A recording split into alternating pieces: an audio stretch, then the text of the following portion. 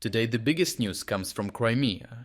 Here, a sustained campaign of strikes has set major fuel depots and key electricity nodes ablaze, has pushed the peninsula into acute fuel and power shortages.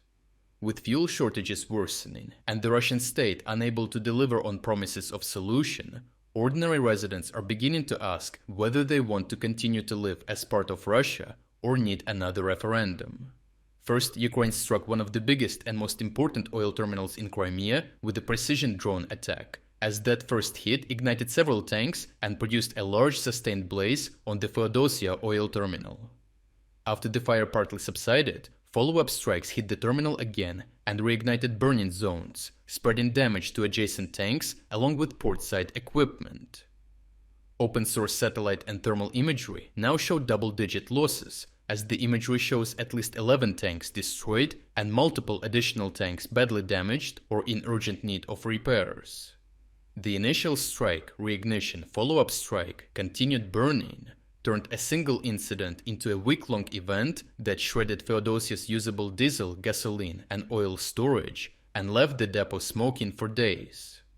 With the terminal in ruins and visible flames in the background, pump prices across the whole southern Crimea spiked and queues lengthened as traders and residents reacted to the sudden collapse in available supply.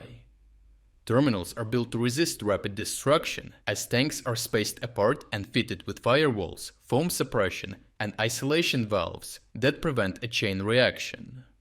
Russians have now often added berms, cages, or other external shielding around most tanks, which makes destroying them even harder.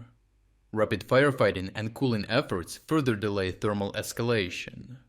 Because of these layers of protection, a single strike rarely finishes a whole facility. Repeated precision hits or prolonged thermal stress are needed to bring it down successfully. That is why a week-long campaign was necessary, but also so effective in damaging and destroying 24 fuel tanks in a region already in crisis. Feodosia was not the only target, as in recent nights Ukrainian strike waves ignited depot fires at Gardeskovo and Karyern, struck rail-side storage clusters, and hit several major transmission substations, notably the Kafa 220 kV substation near Feodosia and the 330 kV Simferopol distribution hub, producing outages and thermal hotspots visible on NASA firm's imagery. Russian-installed officials reported power disruptions across Simferopol, Feodosia, and neighboring districts as emergency teams work to contain fires at multiple sites.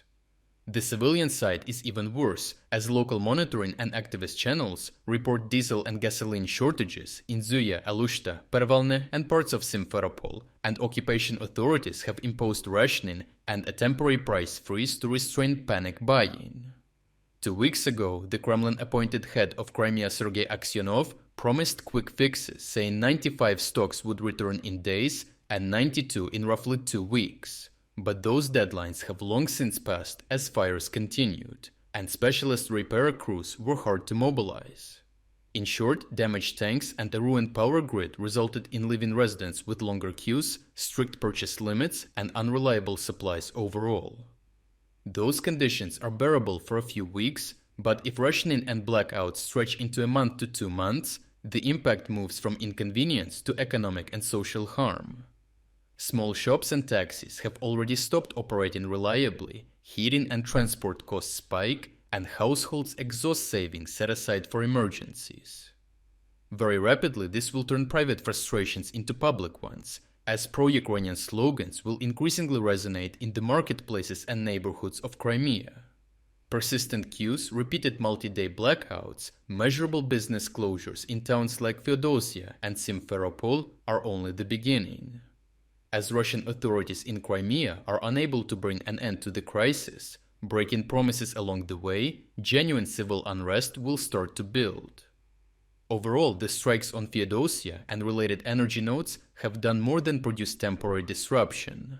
By burning significant volumes of stored fuel and damaging distribution nodes, attacks have stripped Crimea of the short-term buffers that normally smooth supply shocks and have multiplied the burden on repair teams. Sustained shortages and power instability give critics of the Russian presence a clear, concrete grievance to point to, and they increase local pressure on Russian authorities, who have so far failed to address restoration problems, risking genuine increases in revolt and partisan movements across the peninsula. If you would like to explore other key developments today that we couldn't cover in this video, make sure to visit our interactive news map. The base map is completely free to use, so even with a free membership you can follow the frontline updates daily and preview the latest news and combat footage.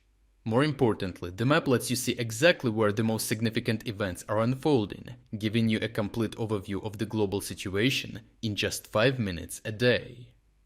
The link to our interactive map is in the description below. Thank you for watching this update, and a special thanks to everyone already following our interactive map.